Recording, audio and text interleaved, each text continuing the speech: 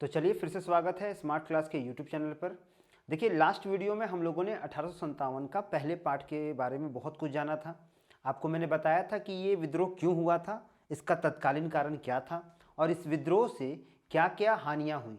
इस विद्रोह से किस तरह भारतीय लोग जो थे वो एकजुट हुए, किस तरह लोगों ने मिल करके अंग्रेज़ों का विरोध करना शुरू किया था, क्योंकि भारत का हर तबका इससे बहुत ज़्यादा प्रभावित था। लगभग जितने भी क्षेत्र थे, चाहे वो किसान का हो, जमींदार का हो, या फिर बोल सकते हैं कि जिसमें ब्रिटिश भारतीय सैनिक जो थे वो भी इससे बहुत ज़्यादा क्या थे, खफा थे या बहुत ज़्यादा नाराज़ थे, क्योंकि उन पर भी बहुत ज़्यादा प्रताड़ना हो रही थी, बहुत जगह पे भेदभाव देखा गया। इसके अलावा क्या हुआ था कि भारत में ये जो रॉयल इनफील्ड बंदूक आया, इससे हिंदू और मुस्लिम को बहुत ज़्यादा क्या हुआ कि उनकी धार्मिक भावनाएं आहत हुई थी। इसके अलावा हम लोगों ने जाना था कि किस तरह से एक तरह से बोल सकते हैं अंग्रेज़ों ने जो दो संधियाँ लाई थी, या बोल सकते हैं एक राज्य हड़प नीति और दूसरा संयोग की संधि, इससे उन लोगों ने भारतीयों के राजा जो थे या भारत के जो राजा थे उनके राज्यों को हड़पने का प्रयास किया था। तो लास्ट वीडियो में हम लोगों ने ये जाना था। आज के वीडियो में हम लोग इससे और आगे बढ़ेंगे और जानेंगे कि एक्चुअली में और क्या क्या घटनाएं हुई थी।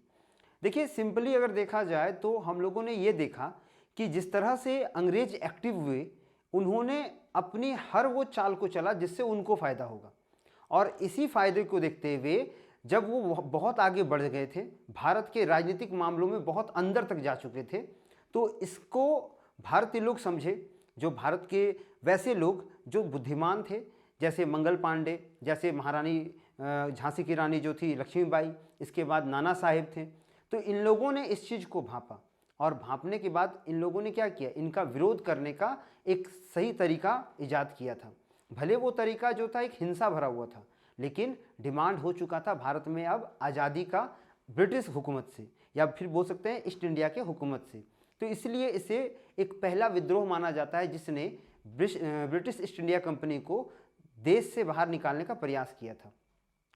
अब बात ये होता है कि इतना बड़ा जब आंदोलन हुआ तो ये आंदोलन इतना ज़्यादा उग्र होने के बाद विफल क्यों हुआ, और विफलता का मुख्य कारण क्या था। देखिए अगर सिंपली हम देखें तो यहाँ पर हमें कुछ चीज़ों को बहुत ध्यान से समझना होगा कि हमारे लोगों के पास एकता की कमी थी। उससे पहले देखिए, ऐसा नहीं है कि ये आंदोलन जो था वो कुछ ही दिन में शुरू हुआ और समाप्त हो गया। ये आंदोलन बहुत पुराना था और बहुत समय से चल रहा था।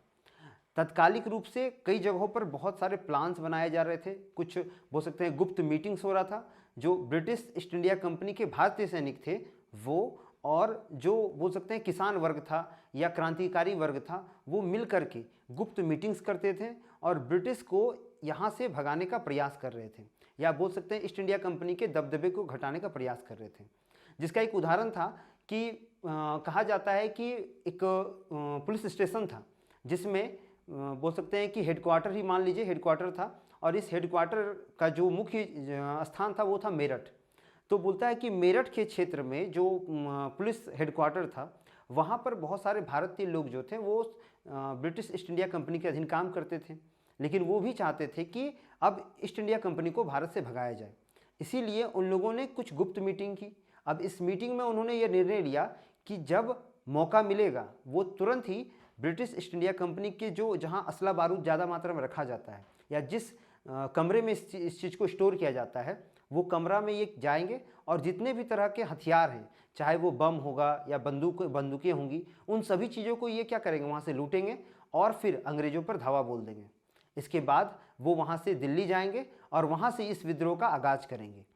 तो जनरली इन्होंने जो प्लान बनाया ये 31 मई का था, लेकिन इनके पास बोल सकते हैं कि एक नेतृत्व की कमी थी, और इसी नेतृत्व की कमी ने जो 31 मई को होने वाली घटना थी वो घटना ये ट्राई करने लगे 10 मई को।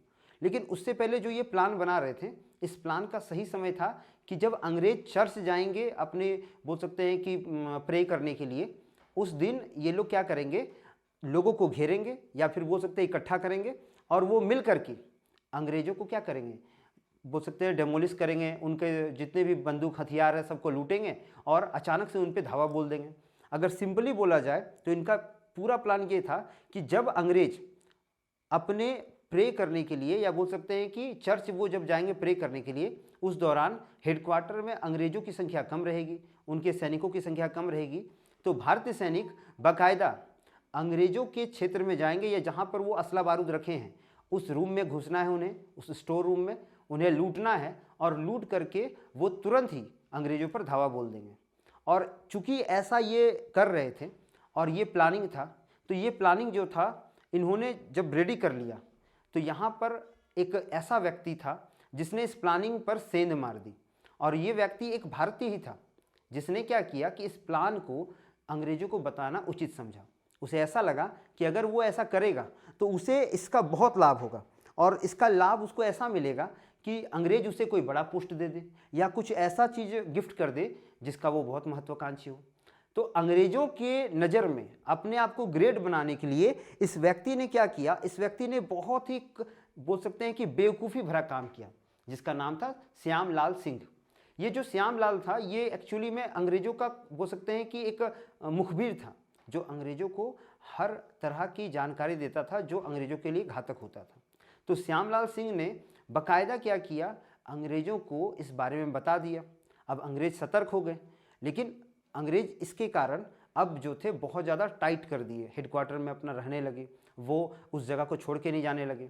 बाकायदा जब यहाँ के क्रांतिकारियों को इस चीज़ का पता चला कि अंग्रेजों को अब इस बात की भनक लग गई है, तो उन्होंने जरा भी देर नहीं की, और 10 मई को ही क्या किया, इन लोगों ने यानी कि भारतीय क्रांतिकारियों ने, जिसमें बहुत सारे किसान शामिल थे, जिसमें जनरली सब बोल सकते हैं कि वे लोग शामिल थे जो ईस्ट इंडिया कंपनी के लिए काम करते थे और जो भारतीय थे, इन लोगों ने युद्ध की घोषणा कर दी। और जैसे ही उन लोगों ने उस क्षेत्र को बोल सकते हैं जहाँ पर असला बारूद भारी मात्रा में रखा हुआ था, या जहाँ पर बहुत ज़्यादा मात्रा में बोल सकते हैं कि हथियार रखे हुए थे, उन क्षेत्रों को इन्होंने लूटा। लूटने के बाद वो सभी चीज़ों को इन लोगों ने आपस में बांटा और अंग्रेज़ों के हेडक्वार्टर पर या अंग्रेज़ों के जो मुख्य ठिकाने थे वहाँ धावा बोल दिया। कुछ समय बाद बोला जाता है कि रात के 1 से 1:30 बजे इन लोगों ने पूरी तरह से मेरठ को एक भारतीय क्रांतिकारियों की छावनी में चेंज कर दिया, और यहाँ से 300 लोगों की एक टुकड़ी दिल्ली के लिए निकलती है। ये दिल्ली की ओर जाते हैं, और जब ये दिल्ली पहुँचते हैं तो दिल्ली पहुँचने के बाद अगले ही दिन ये मिलते हैं मुग़ल साम्राज्य के जो अंतिम राजा थे या अंतिम सुल्तान थे, जिसका नाम बहादुर शाह जफ़र था। जब ये बहादुर शाह जफ़र से मिलते हैं तो उनसे रिक्वेस्ट करते हैं कि आप हमारे नेता बन जाइए, जिससे क्या होगा कि हमें एक सही विचारधारा या सही मार्ग पे जाने का एक बोल सकते हैं कि रास्ता दिखेगा, क्योंकि आपकी कही गई बातों को अन्य राजा मानेंगे। देखिए ऐसा इसलिए था क्योंकि मुग़ल सल्तनत का एकमात्र राजा जो था वो उस समय बहादुर शाह जफ़र था, और आपको पता होगा कि मुग़लों में औरंगजेब तक जितना भी राजा आया था वो सब बहुत पावरफुल था, और चूंकि वो पावरफुल थे तो कहीं न कहीं ये 300 सैनिक की जो टुकड़ी गई थी, इसने भी यही सोचा कि अगर हम मुग़ल के सामने इस बात को रखेंगे और बाकायदा सुल्तान को इस बात को बताएंगे कि हम आपके पीछे खड़े हैं, बस आप युद्ध का आगाज़ करिए और जितने भी भारत में जितने भी राजा हैं सबको एकत्रित करिए ब्रिटिश के खिलाफ में या ईस्ट इंडिया के खिलाफ में। तो जनरली इस चीज़ को जब बोल सकते हैं कि बहादुर शाह जफ़र ने फील किया कि नहीं 300 सेना अब मेरे पास है और इसके अलावा बहुत सारे लोग मेरा साथ देंगे, तो उन्होंने बाकायदा इस चीज़ का घोषणा कर दिया। एक गुप्त संदेश द्वारा सभी राजाओं को बताया गया कि वो इस युद्ध में शामिल हो जाए, जो युद्ध था ब्रिटिश ईस्ट इंडिया कंपनी को भारत से निकालने का। लेकिन जैसे ही ये चीज़ फैलने लगी, अंग्रेज और ज़्यादा एक्टिव हो गए, क्योंकि उनको पता था कि अगर इस पूरे विद्रोह को अभी समाप्त नहीं किया गया तो आने वाले समय में पूरी तरह से ब्रिटिश ईस्ट इंडिया कंपनी जो है वो भारत से निकलने के कागार पर पहुंच जाएगी। उन्होंने तुरंत बिना देर किए हुए उन जगहों पर अटैक करना शुरू किया। ब्रिटिश ईस्ट इंडिया कंपनी ने उन जगहों पर अटैक करना शुरू किया जहां पर हमारे क्रांतिकारी जो थे संगठन बना के रखे हुए थे, और इसी का नतीजा था कि ये जो विद्रोह हुआ था वो पूरी तरह सक्सेसफुल नहीं हो पाता है। कई जगहों पर हमारे क्रांतिकारियों को उन्हीं के संयोगों ने पकड़वा दिया, जैसे कि तात्या टोपे। तो तात्या टोपे एक बहुत अच्छे क्रांतिकारी थे और बहुत ही उग्र मिजाज के थे। इन्होंने ना केवल बोल सकते हैं कि युद्ध में भाग लिया, विद्रोह को अच्छी तरह से संचालित किया, बल्कि इनके जो युद्ध करने का जो तरीका था या इनको जिस तरह से इनके दिमाग में आइडियाज़ थे ब्रिटिश ईस्ट इंडिया कंपनी को यहाँ से निकालने का वो बहुत ही अच्छा था, लेकिन इन्होंने हिंसक रूप अपना इख्तियार किया। और चूंकि ये हिंसक रूप के कारण ही इनका एक मित्र था जिसका नाम था मान सिंह, जिन्होंने अंग्रेज़ों की मुखबरी की और अंग्रेज़ों के लिए काम किया और बाकायदा बोल सकते हैं कि तात्या टोपे को धोखा देकर उनको पकड़वा दिया, जिसके बाद अंग्रेज़ों ने उन्हें फांसी की सज़ा सुनाई। और इस तरह से बोल सकते हैं कई धोखेबाजों ने, कई गद्दारों ने हमारे देश के क्रांतिकारियों को मारने का या बोल सकते हैं उन्हें धोखा देकर अंग्रेज़ों के हाथे पकड़वाने का एक बहुत ही गंदा काम किया। अब चलिए इसको आगे नोट्स से जानते हैं कि नोट्स में हम लोग क्या क्या देखते हैं। अगर हम लोग देखें तो लास्ट क्लास में हम लोगों ने कुछ चीज़ों को अच्छी तरह से देख लिया था, जिसमें हम लोगों ने देखा था कि किस तरह से ये विद्रोह हुआ और किस तरह से जो थे हमारी सेना जो थी या बोल सकते हैं कि हमारे क्रांतिकारी बहुत ही ज़्यादा महत्वपूर्ण रूप से भाग ले लिए थे इस विद्रोह में। अब देखिए जनरली हम लोग देखे थे कि किस तरह से ब्रिटिश ईस्ट इंडिया कंपनी के सैनिक हमारे सैनिकों का मजाक उड़ाते थे, उनका पोस्ट, उनका रैंक ऊपर चल जाता था, लेकिन हमारे सैनिक क्या थे, बहुत ज़्यादा मात्रा में बोल सकते हैं कि खराब स्थानों पर या बहुत ही खराब स्थिति में रहते थे। अब इसको हम लोग आगे बढ़ाते हैं। देखिए पूरा टॉपिक आपको एक एक चीज़ को समझा के मैं बता रहा हूँ, तो जनरली जब आप समझें तो पूरा ध्यान इस पर केंद्रित करें अगर आप इसको अच्छा से समझना चाहते हैं, क्योंकि ये टॉपिक बहुत जगहों पर अधूरा आपको मिल जाएगा। यहाँ पर मैंने एक एक पॉइंट को अच्छी तरह से बताया, तो आप इसको ध्यान से समझें और उसके बाद जब आप समझ लेंगे तो इस पर खुद से नोट्स बनाएं। जब आपका नोट्स काम करेगा, जब आप जो समझें वो चीज़ें जब आप नोट्स से पढ़ेंगे तो आपको और अच्छा से समझ में आने लगेगा। अब चलिए देखते हैं हम लोग आगे में क्या होता है। देखिए यहाँ क्या हुआ, बोलता है सैनिकों और आम जनता का गुप्त मिलन हुआ था, जिसमें मैंने बताया था कि किस तरह अब सैनिक जो थे वो मिलजुल करके, जो भारतीय सैनिक जो पहले ब्रिटिश के लिए काम करते थे, अब वो बोल सकते हैं कि जो किसान थे और जो क्रांतिकारी थे उनके साथ मिलकर विद्रोह कर रहे थे। तो इस तरह की घटनाओं से हमारे सैनिकों को, जो बोल सकते हैं जो क्रांतिकारी को, बहुत ज़्यादा हिम्मत मिला था। देखिए अब क्या होता है, अगला घटना जो हम लोग देखते हैं उसमें क्या था, बोलता है इसमें कि स्थान के आधार पे घटना कहाँ कहाँ हुई। पहला था मेरठ, बोलता है मेरठ में क्या हुआ, मेरठ में पहला हुआ कि जेल तोड़ी गई, पुलिस स्टेशन और चर्च जला दिए गए, जेलों को तोड़ा गया और जो कैदी थे उनको रिहा किया गया, जो क्रांतिकारी थे उनको बाहर निकाला गया ताकि वो बाहर आए और बाहर आकर के बाकी क्रांतिकारियों की सहायता करें। जिसके बाद पुलिस स्टेशन और चर्च को जला दिया गया। कानपुर में घटना हुई, नाना साहब के नेतृत्व में अंग्रेजों की छावनी और पुलिस चौकी पर कब्जा कर लिया गया। ठीक है, ये कहाँ हुआ था, यह हुआ था कानपुर में। तो यहाँ क्या हुआ, नाना साहब जो थे उनके नेतृत्व में एक क्रांतिकारी की सेना जो थी वो आगे बढ़ी और उन्होंने अंग्रेजों की छावनी दैट मीन्स जहाँ पर हेडक्वार्टर होता है पुलिस का, जहाँ पर अंग्रेजों का असला बारूद रखा गया था, उनसे बहुत सारे इक्विपमेंट रखा गया था, बहुत सारे वस्तुएं रखे गए थे जो युद्ध में उनकी सहायता करते थे। तो उन जगहों पर किसने हमला किया, नाना साहब ने और उनकी टुकड़ी ने, और वहाँ पर पुलिस चौकी पर कब्जा कर लिया। इसके बाद था झांसी, रानी लक्ष्मीबाई ने ब्रिटिश दफ्तरों पर हमला किया, हथियार अपने कब्जे में लिए। तो झांसी की रानी महारानी लक्ष्मीबाई जो थी ये भी पीछे नहीं थी, ये एक लड़की होने के बावजूद भी इन्होंने क्या किया, बाकायदा ब्रिटिश दफ्तरों पर हमला किया और उनके सहयोगियों ने भी, और हमला करने के बाद हथियार अपने कब्जे में ले लिया। इसके बाद आता है बात लखनऊ का। अगर लखनऊ में देखें तो बेगम हजरत महल ने विद्रोहियों के साथ मिलकर पुलिस चौकियों पर कब्जा किया। देखिए यहाँ पर क्या बोल रहा है, लखनऊ में बेगम हजरत महल ने विद्रोहियों के साथ मिलकर पुलिस चौकियों पर क्या किया, कब्जा किया। अभी देखिए 4 मुख्य जगहों को हम लोगों ने पढ़ा है। पहले पढ़ा मेरठ, जहां जेल तोड़ा गया और पुलिस स्टेशनों और चर्च को जला दिया गया। फिर पढ़ा कानपुर, कानपुर में क्या हुआ, नाना साहेब के नेतृत्व में अंग्रेज की छावनी और पुलिस चौकियों पर कब्जा किया गया। किसके द्वारा, नाना साहब द्वारा। कहां पर हुआ, कानपुर में हुआ। तो कानपुर में भी 9 है और नाना साहब में भी 9 आ गया, तो इससे आप याद रखिएगा। इसके बाद झांसी, झांसी तो आपको जनरली ये बचपन से पता है, बहुत सारे पॉइंट्स पढ़े हैं हम लोगों ने महारानी, बोल सकते हैं कि रानी लक्ष्मीबाई के बारे में।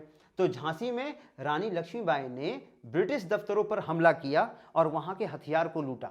इसके बाद क्या हुआ, लखनऊ, तो लखनऊ में बेगम हजरत महल जो थे उन्होंने विद्रोह किया और विद्रोहियों के साथ मिलकर उन्होंने क्या किया, पुलिस चौकियों पर कब्जा कर लिया। अब इसका नतीजा क्या हुआ, नतीजा ये हुआ कि शुरुआती समय में अंग्रेज हैरान परेशान रह गए। अचानक से उनको झटका लगा कि यार हो क्या रहा है, हर तरफ एकदम जो कंट्रोल था वो बाहर जा चुका था। अचानक से एक ऐसा हमला जो चारों तरफ से इसको घेर रहा था, कभी लखनऊ में, तो कभी बोल सकते हैं मेरठ में, तो कभी बोल सकते हैं आप झांसी में, कानपुर में। अंग्रेज इस चीज़ को भांप नहीं पा रहे थे कि एक्चुअली उनके साथ हो क्या रहा है। इतना बड़ा युद्ध, इतना बड़ा विद्रोह अचानक वो संभालेंगे कैसे, तो अंग्रेज इस चीज़ को समझ ही नहीं पा रहे थे। उसके बाद बोलता है पुलिस तंत्र कमजोर हो गया। किसके कारण? शुरुआती समय में जो अंग्रेज जिस तरह से डैमेज हुए ना, जिस तरह से इनको डिमोलिश किया गया, उससे अंग्रेज बहुत ज़्यादा भयभीत थे कि एक्चुअली हो क्या रहा है। वो समझ नहीं पा रहे थे कि किधर अपने आप को सेफ करें। अगर वो मेरठ जाते हैं तो उधर झांसी में दंगा हो रहा है, अगर वो दिल्ली जा रहे हैं तो उनको लखनऊ में दंगा का सामना करना पड़ रहा है। तो हर जगह पर इनको क्या करना पड़ रहा था, ये पूरी तरह से विफल हो रहे थे। अंग्रेज अपने आप को बचाने से पूरी तरह से ये डैमेज हो रहे थे, पूरी तरह से विफल हो रहे थे। बोलता है कि पुलिस तंत्र कमजोर हो गया। और इसके आगे क्या हुआ? इसके आगे बोलता है कई जगहों पर अंग्रेजों ने बड़ी बेरहमी से जवाबी कार्रवाई की, गांव जलाए गए, लोगों को फांसी दी गई। देखिए एक कहावत है कि खसियानी बिल्ली खंबा नोचे, मतलब जब अंग्रेज अपने दिमाग को लगाने में विफल हो गए कि वो किधर किधर शांत करेंगे, तो उन्होंने भारतीय आम लोगों को ही इसमें क्या किया, टारगेट करना शुरू कर दिया। उन्होंने निर्दोष लोगों को मारना शुरू किया, उनको कुचलना शुरू किया, उनके साथ नरसंहार किया, बेगुनाहों को गोली मार दी गई, जिससे क्या होगी, क्रांतिकारी शांत हो जाए। तो कई जगहों पर गांव के गांव जला दिए गए, कई जगहों पर बोल सकते हैं कि लोगों को आग के हवाले कर दिया गया, कई जगहों पर बच्चों को, बूढ़ों को, महिलाओं को, पुरुषों को, जो बेगुनाह थे, जिन्होंने क्रांतिकारी में एक बोल सकते हैं कि एक इंच भी अपना योगदान नहीं दिया था, उनको मारा जाने लगा, ताकि क्रांतिकारी इनके डर से, एक इमोशनल ब्लैकमेल के डर से क्या हो जाए, शांत हो जाए। तो ऐसी घटनाएं होने लगी। 1857 में 300 सिपाही और किसान दिल्ली की ओर क्यों गए और क्या हुआ वहां पर, ये भी देखते हैं, जो मैंने अभी आपको बताया। तो बोलता है कि जब 1857 में 300 सिपाही, क्या कारण था कि वो दिल्ली ही गई? वो चाहते तो कहीं और भी जा सकते थे, और तो जगह था ना, लेकिन दिल्ली ही क्यों गए? क्योंकि दिल्ली में मुगल सम्राट कौन बैठा था, जिसका नाम था बहादुर शाह जफर, जो अंतिम मुगल सम्राट माना जाता है। बोलता है मेरठ में विद्रोह की शुरुआत हुई 10 मई 1857 को। मेरठ में विद्रोह का शुरुआत कब हुआ? 10 मई 1857 को। 10 मई 1857 को पहली बार मेरठ में विद्रोह का शुरुआत हुआ। यह विद्रोह होने वाला था 30 तारीख को, 30-31 को, लेकिन हुआ कब? 10 मई 1857 को। बोलता है मेरठ छावनी में भारतीय सैनिकों ने अंग्रेजी अधिकारियों पर हमला कर दिया। उन्होंने पुलिस स्टेशन, जेल और सरकारी इमारतें जला दी। लगभग 300 सैनिक और ग्रामीण हथियार लेकर दिल्ली की ओर कूच कर गए। रातों रात ये कूच किए, इन्होंने जरा भी लेट नहीं किया। पहले अंग्रेजों को यहाँ से भगाया, उनको मारा, उनको आग लगा दिया, उनके पुलिस स्टेशन को जलाया, वहाँ से हथियार लूटे, और हथियार लूटने के बाद वो सीधे कहाँ निकल गए? वो सीधे दिल्ली की ओर निकल गए। उसके बाद क्या हुआ? दिल्ली की ओर कूच किया, जिसका नाम रखा मार्च टू दिल्ली। इसका नाम क्या था? March two Delhi. अब बोलता है इन विद्रोहियों का एक ही लक्ष्य था, दिल्ली पहुंचकर मुगल सम्राट बहादुर शाह जफर से समर्थन लेना और उन्हें भारत का नेता घोषित करना। मतलब उनको एक ऐसा व्यक्ति चाहिए था जिसके नाम से वो युद्ध कर सके। उनको एक ऐसा व्यक्ति चाहिए था जो बस उनके साथ खड़ा रहे, और ऐसा व्यक्ति वही हो सकता था जो एक बहुत बड़े बोल सकते हैं कि साम्राज्य का, वंश का राजा होता। और मुगल से बड़ा राजा तो कोई उस समय था नहीं, क्योंकि देखिए मुगलों ने बहुत काम किया है, मुगल बहुत पावरफुल रहे एक समय, और मुगल भले ही कमज़ोर थे उस समय, 1857 के समय तो मुगल कमज़ोर हो गए थे, लेकिन ऐसा नहीं था कि सुल्तान नहीं रहा। सुल्तान तब भी था, लेकिन उसकी ताकतें कुछ कमज़ोर हो गई थी। और इसी का एक फ़ायदा ये लेना चाह रहे थे विद्रोही सब कि अगर वो मुगल के साथ मिल जाएंगे और बहादुर शाह जफर को उनको बोलेंगे कि आप हमारे नेता बन जाइए, तो हो सके बहादुर शाह जफर से बहुत सारा राजा तैयार हो जाए और विद्रोहियों के साथ मिलकर वो अंग्रेजों का मुकाबला कर सके। आगे क्या हुआ? दिल्ली पहुंचकर मुगल सम्राट बहादुर शाह जफर से समर्थन लेना और उन्हें भारत का नेता घोषित करना। रास्ते में उन्होंने कई जगहों पर अंग्रेजों की चौकियां तोड़ी और लोगों को अपने साथ जोड़ते गए। मतलब रास्ता में देखिए, मान लीजिए आप मेरठ से लेकर वो दिल्ली जा रहे हैं, तो इस दौरान बहुत सारी पुलिस चौकियां मिली होगी, तो इन चौकियों को जला देना, उन चौकी को तोड़ना, तबाह करना, और सीधा उनको विद्रोह प्रदर्शन करके दिखाना कि हम अब अंग्रेजों को खत्म करने वाले हैं। तो इस तरह की चीज़ें कर रहे थे। ये कौन कर रहे थे? ये कर रहे थे जो विद्रोही थे या जो बोल सकते हैं जो क्रांतिकारी थे, जो 300 की संख्या में कहाँ निकले थे? दिल्ली की ओर निकले थे। अब देखिए आगे क्या होता है, बोलता है दिल्ली पहुंचकर क्या हुआ। 11 मई, देखिए जब दिल्ली पहुंचे तो वहां क्या हुआ वो देखिए। 11 मई 1857 को विद्रोही दिल्ली पहुंचे। उन्होंने शहर में घुसते ही अंग्रेज अफसरों की हत्या कर डाली। जैसे शहर में घुसा, जितना गोरा मिला सबको पार करते गया। ये लोग जरा सा भी रुकने वाले नहीं थे। देखिए इंसान के अंदर ना एक बहुत बड़ी खूबी होती है, अगर आप अपनी कमजोरियों को अपने ताकत से छुपाइएगा तो हमेशा वो कमजोरी आपको अलाते रहेगा। सिंपल मेरा कहना ये है कि अगर अपनी कमजोरियों को नज़रअंदाज करते हैं, आप अगर अपनी कमजोरियों को नज़रअंदाज करते हैं तो आपसे बड़ा बेवकूफ़ दुनिया में कोई नहीं है। पहले अपनी कमजोरियों का सामना करिए और कोई ऐसा चीज़ मत रखिए कमज़ोर होने के लिए जो आपको आगे बढ़ने से रोके। उन कमजोरियों का सामना करिए, उनको दूर करिए। आपके लिए हमेशा आपका लक्ष्य जो होगा बहुत सामने और बहुत साफ दिखेगा। इसलिए अगर लक्ष्य पाना है बाबू, अगर ज़िंदगी में कुछ करना है तो पहले अपने कमजोरियों को हटाना सीखो, नहीं तो यही कमजोरियां जो है आपके आने वाले फ्यूचर को कब्र में मिलाने का काम करेगी। अब यहाँ पर इन्होंने भी ऐसा ही किया। जब ये 300 सेना की टुकड़ी वहाँ पहुँची तो इन्होंने बाकायदा पहले अंग्रेजों को मारना शुरू किया, क्योंकि इनको पता था कि अगर वो सीधे मुग़ल सल्तनत में पहुँचेंगे या सीधे मिलेंगे बहादुर शाह जफर से तो पीछे से ब्रिटिश अटैक कर सकता है, पीछे से ईस्ट इंडिया कंपनी अटैक कर सकता है इन पर। तो इन अटैक्स का बदला लेने के लिए या इन अटैक्स से बचने के लिए पहले लोगों ने क्या किया, जो वहाँ पर अगल बगल में जो पुलिस चौकियाँ थी या जहाँ अंग्रेजों का हेडक्वार्टर था उनको तबाह किया ताकि वो वापस रिटर्न अटैक ना करे। उसके बाद क्या हुआ, ब्रिटिश अफसरों को जलाया गया। देखिए ब्रिटिश अफसरों को जिंदा जला दिया। इतना अच्छा काम हो रहा था और रियली करना भी था। वो हमारे लोगों के साथ कर रहे थे तो हम भी उनके साथ कर रहे थे। आज अगर पाकिस्तान जैसा देश या कोई भी क्रूर देश हमारे साथ गलत करता है तो हम हाथ पे हाथ रख के नहीं बैठेंगे। हमारे हाथ में चूड़ियाँ नहीं है, हम भी एक परमाणु संपन्न देश है तो हमें भी जवाब देना आता है।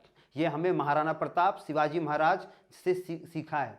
तो इसीलिए हर भारतीय को ये गर्व होना चाहिए कि हमारे लोगों ने बहुत कुछ खोया है। ये क्रांतिकारी कोई पागल नहीं थे जो आपके फ्यूचर और हमारे फ्यूचर के लिए इतने लड़े थे। इनको कोई शौक नहीं था अमीर बनने का, इनको कोई शौक नहीं था अपने आप को फेमस करने का। इन लोगों ने देश के लिए बहुत कुछ किया। जिस तरह आज बहुत कोई देश के लिए बहुत कुछ कर रहे हैं, कुछ रील्स बना के अपना टाइम बर्बाद कर रहे हैं, तो कुछ जिंदगी को झंड बना करके जिंदगी का ऐसे ही बोलते हैं ना बेमतलब का जिंदगी को जी रहे हैं। किसी को छपरी बनना है, किसी को टपोरी बनना है, बस थोड़ा नाम कमाने के लिए ये टपोरी और छपरी वाला काम करते हैं। कम से कम इन कहानियों से तो आप समझ लो कि जो व्यक्तियों ने, जिस 300 लोगों ने हमारे लिए इतना कुछ किया, या जो भी स्वतंत्रता सेनानी था, चाहे भगत सिंह है, बाबा साहब अम्बेडकर हैं, पंडित जवाहरलाल नेहरू है, महात्मा गांधी है, सरदार वल्लभ भाई पटेल है, इतने सारे लोगों ने हमारे लिए बहुत कुछ किया कि दिल्ली के किले की ओर ये बढ़े। कौन बढ़े? विद्रोही बढ़े। दिल्ली के किले की ओर कौन बढ़े? विद्रोही बढ़े। और ये किला क्या था? किला का नाम था लाल किला, जो आज भी है। तो रेड फोर्ट की ओर बढ़े। वहां उन्होंने बहादुर शाह जफर को भारत का बादशाह घोषित कर दिया। जब ये लाल किला में पहुंचे, क्योंकि बहादुर शाह जफर वहीं रहता था, तो वहां पहुंचने के बाद इन्होंने बहादुर शाह जफर को बोला कि महाराज, आज से आप हमारे नेता हुए, आज से जो भी है करता धरता सब कुछ आप हमारे हैं, तो आपके लिए गए फैसलों को हम मानेंगे, बस आप हमारे साथ खड़े रहिए।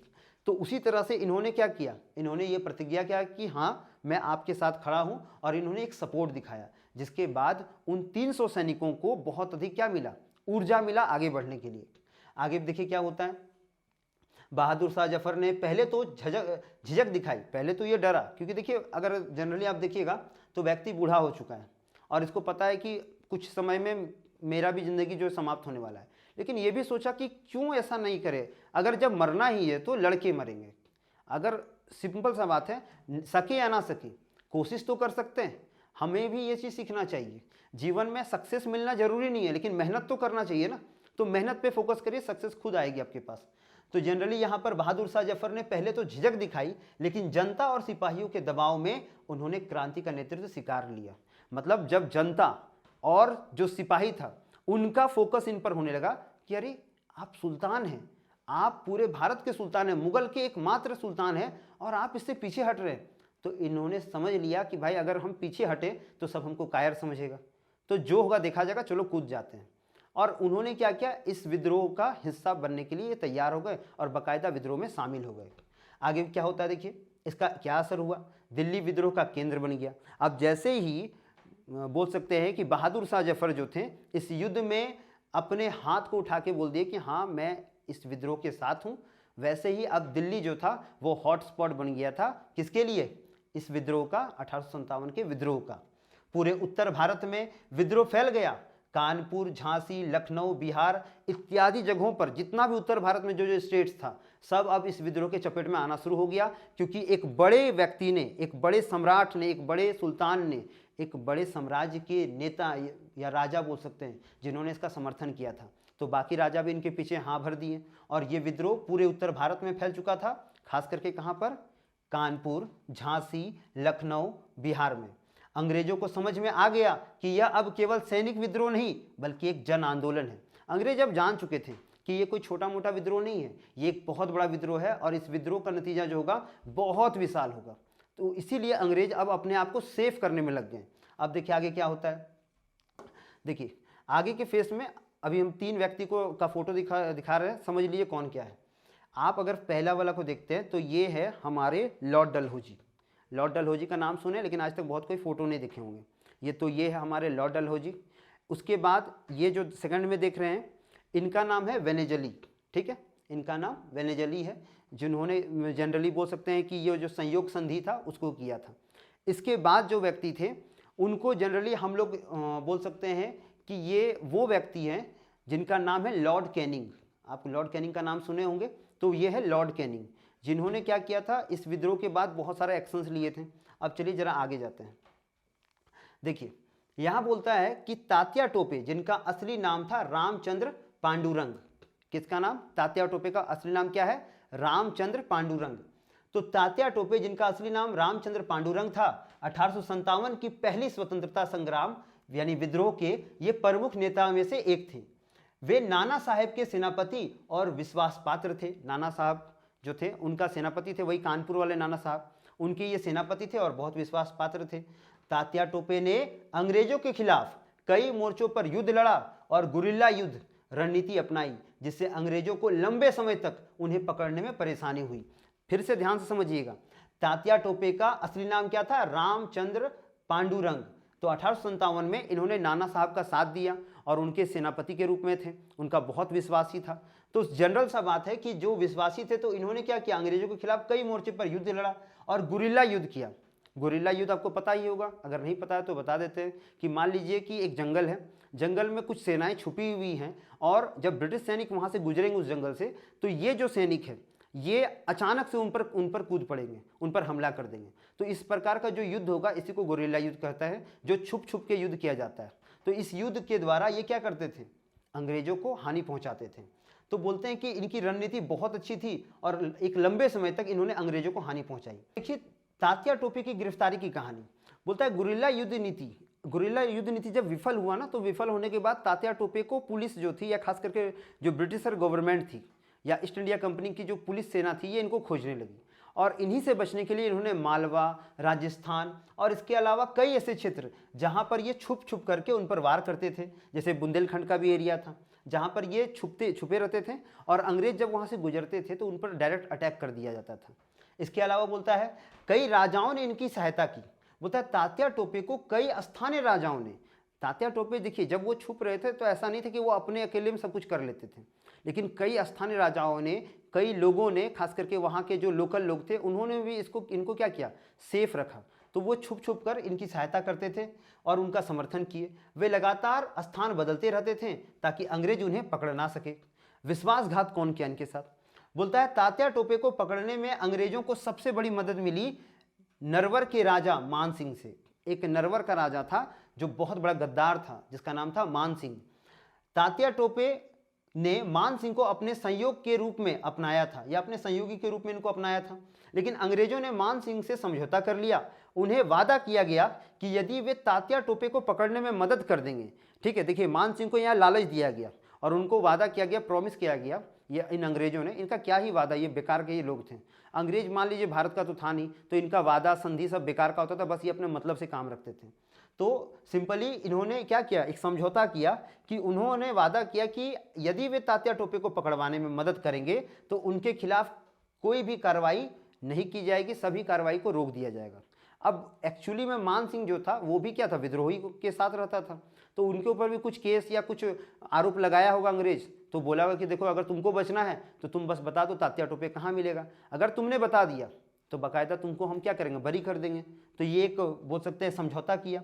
गिरफ्तारी, मान सिंह ने विश्वासघात करके तात्या टोपे को अप्रैल 1859 में 1859 में अंग्रेजों के हवाले कर दिया। इसके बाद अंग्रेजों ने उन्हें गिरफ्तार कर लिया।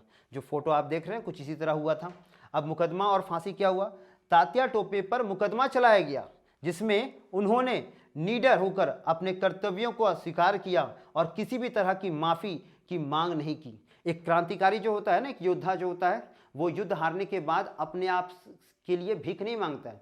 वो बोलता है तुम ऐसे भी हमको मारोगे और वैसे भी मारोगे। जैसे शिवाजी महाराज थे, संभाजी महाराज थे, छत्रपति शिवाजी महाराज जो है या छत्रपति संभाजी महाराज जो हैं, इन्होंने ऐसा काम किया था और उन्होंने जो ताकत दिखाया था कुछ इसी तरह का ताकत हमारे तात्या टोपे जी ने दिखाया।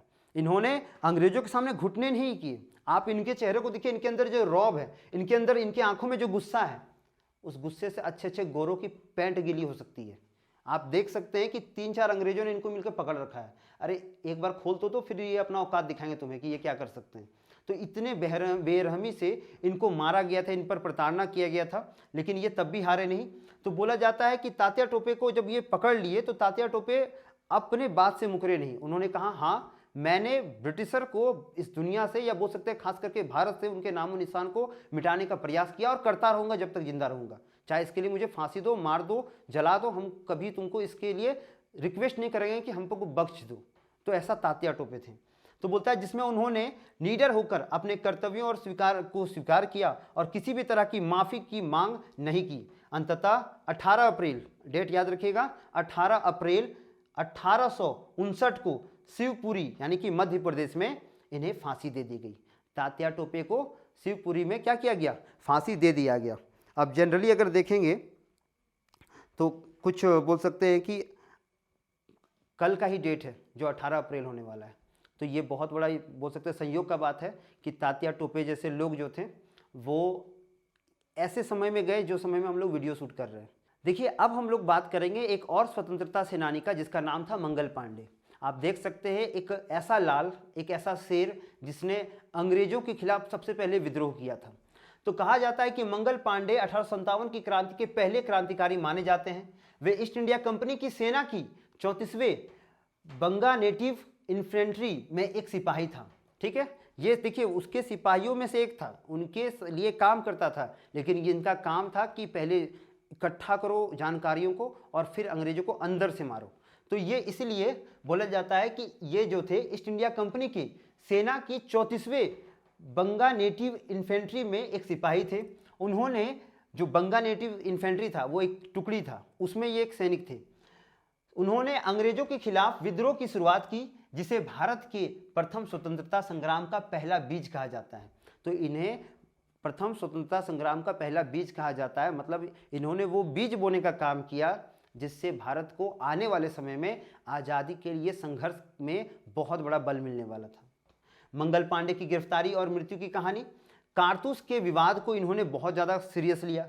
बोलता है 1857 में ब्रिटिश सेना ने एनफील्ड राइफल आई जिसके कारतूसों में मुंह से उसे खोलना पड़ता था। तो जनरली बोलता है कि 1857 में ब्रिटिश सेना ने एक एनफील्ड, या इसको इनफील्ड भी बोल सकते हैं, तो इनफील्ड राइफल को लाया जिसके कारतूसों को मुंह से खोलना पड़ता था। कहा जाता है कि ये कारतूस गाय और सूअर की चर्बी से बने होते थे और ऐसी अफवाहों को उड़ाया गया जो हिंदू और मुस्लिम दोनों सैनिकों की धार्मिक भावनाओं के खिलाफ था। इससे भारतीय सिपाहियों में असंतोष फैल गया। विद्रोह का शुरुआत हुआ 29 मार्च 1857 को। इसी दिन बैरकपुर छावनी यानी पश्चिम बंगाल में मंगल पांडे ने बगावत कर दी। उन्होंने अंग्रेजी अफसरों पर हमला किया। लेफ्टिनेंट बांग और सार्जेंट हेवसन पर गोली चलाई और उन्हें घायल कर दिया। तो मंगल पांडे ने दो गोरों पर हमला किया था जिसका नाम था लेफ्टिनेंट बांग और सार्जेंट हेवसन। इन दोनों पर इन्होंने गोली से हमला किया। इसके बाद क्या होता है, मंगल पांडे ने खुद को गोली मारने की कोशिश की ताकि अंग्रेज उन्हें पकड़ ना सके, किंतु वे घायल होकर गिर पड़े। अंग्रेजी सैनिकों ने उन्हें गिरफ्तार कर लिया। देखिए पहले जब वो अपने आप को बोल सकते गोली मारने का प्रयास किया तो वो विफल हो गए और वो गिर गए बेहोश होकर के। जनरली इसी चीज़ को अंग्रेजों ने बोला कि इसको ऐसे ही नहीं मार सकते हैं, इसको पहले पकड़ो, इसको ट्रीटमेंट करवाओ, जब ये ठीक हो जाएगा ना तो इसको सरेआम गोली मारेंगे या सरेआम तोप से उड़ा देंगे, जिससे जो बाकी लोग हैं उनके अंदर एक डर का माहौल बन जाएगा कि अगर अंग्रेज के खिलाफ कोई जाएगा तो उसका क्या हासिल हो सकता है देख लो। तो इन्होंने दुनिया को दिखाने के लिए या पूरे भारत के क्रांतिकारियों को एक मैसेज पहुंचाने के लिए पहले मंगल पांडे को ठीक किया, उन्हें हॉस्पिटलाइज किया, उन्हें ट्रीटमेंट दिया, और जब वो ठीक हुए तब जाकर उन पर क्या हुआ, तब जाकर उन्हें सजा दी। बोलता है कि मुकदमा और फांसी। मंगल पांडे पर अंग्रेजों ने कोर्ट मार्शल किया, क्योंकि ये सेना में थे इसलिए कोर्ट मार्शल ही होता है सैनिकों का। उन्हें 8 अप्रैल 1857 को फांसी की सजा दी गई। फांसी की तारीख पहले 18 अप्रैल तय की गई थी, लेकिन विद्रोह की आशंका के कारण उसे 10 दिन पहले यानी 8 अप्रैल को ही दे दिया गया। फांसी बैरकपुर में ही दी गई थी। बताइए फांसी कहाँ दिया गया था? बैरकपुर में। कई जगह पे ये कहा जाता है कि इन्हें फांसी नहीं दिया गया था, इन्हें तोप में बांधकर उड़ा दिया गया था। तो कुछ इतिहासकार ऐसा कहते हैं कि नहीं इन्हें फांसी दिया गया था बैरकपुर में, और कुछ का कहना है कि नहीं इन्हें तोप में बांध के उड़ा दिया गया था। तो बहुत निर्मम हत्या हुआ था। इसके बाद देखिए, इसके बाद जो था ये स्टोरी यहाँ समाप्त होता है, क्योंकि जो भी था जैसा भी था हमारे देश का एक ऐसा क्रांतिकारी विद्रोह ये हुआ जिसके बाद भारत में एक पहला सवेरा ऐसा हुआ जहाँ लोग समझ गए थे कि भारत भी आज़ाद हो सकता है। क्योंकि एक ऐसा आग लग चुका था भारत में, एक ऐसा भूख लग चुका था जो एक बहुत बड़ा प्रेरणा था यहाँ के क्रांतिकारियों के लिए। ऐसा नहीं था कि उसके बाद पूरा विद्रोह शांत हो गया, कुछ जगहों पर छोटे मोटे विद्रोह हुए। 1857 के बाद जितने भी विद्रोह हुए हैं सब इंस्पायर्ड इन्हीं विद्रोह से हुए। सब ने ये देखा कि जब मंगल पांडे, तात्या टोपे जैसे लोग अपने जान को निछावर करके भारत को आज़ाद कराना चाहते हैं या भारत को अंग्रेजों से मुक्त कराना चाहते हैं, तो हम क्यों पीछे रहें। क्योंकि देखिए 1857 जब खत्म हुआ ना, उसके बाद यहाँ पर ईस्ट इंडिया कंपनी यहाँ से चली जाती है और बाकायदा यहाँ पर शासन होता है ब्रिटिशर का, जो सीधा बोल सकते हैं कि इंग्लैंड से यहाँ पर आते हैं। और ब्रिटिशर हुकूमत जो थी वो ईस्ट इंडिया कंपनी को सेफ रखने का एक डील करती है कि अगर तुम इस विद्रोह से बचना चाहते हो और तुम सेफली अपने देश आना चाहते हो तो तुम पूरा कार्यभार जो है, पूरा जो राजपाट है वहाँ का तुम हमें सौंपोगे। और अंततः यही होता है, ब्रिटिश ईस्ट इंडिया कंपनी जो है अपनी जान बचा के यहाँ से भागती है और वो ब्रिटिशर जो थे या ब्रिटिश सरकार जो था उनके हाथों में पूरा भारत का बोल सकते हैं कि काम या जो था उनका शासन तंत्र उसको सौंप के वे चल जाते हैं। और इस तरह से अब भारत जो था वो ईस्ट इंडिया कंपनी से हट के ब्रिटिशरों के हाथ में चल गया, यानी कि ये मुख्य रूप से बोल सकते हैं कि जो ब्रिटिश की महारानी थी उनके हाथों में चला जाता है। और इस तरह से 1857 का जो विद्रोह था ये पूरी तरह से भारत में एक बहुत बड़ा लेसन बन जाता है। तो आज के वीडियो में हम लोगों ने जाना कि किस तरह 1857 का विद्रोह हुआ। 2 पार्ट्स में मैंने आपको बहुत कुछ बताने का प्रयास किया है। उम्मीद है आपको इसके टॉपिक्स बहुत अच्छे समझ में आए होंगे, और नहीं समझ में आए तो प्लीज़ आप इसको दोबारा देखें और चैनल में कमेंट करके बताएं कि ये वीडियो कितना प्रॉपर आपको समझ में आया, कितनी नई जानकारियाँ मिली।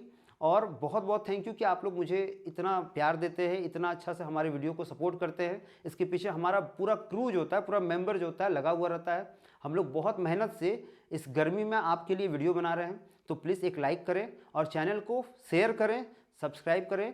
इतना ही करके आज की वीडियो को मैं समाप्त करता हूँ। वंदे मातरम, भारत माता की जय।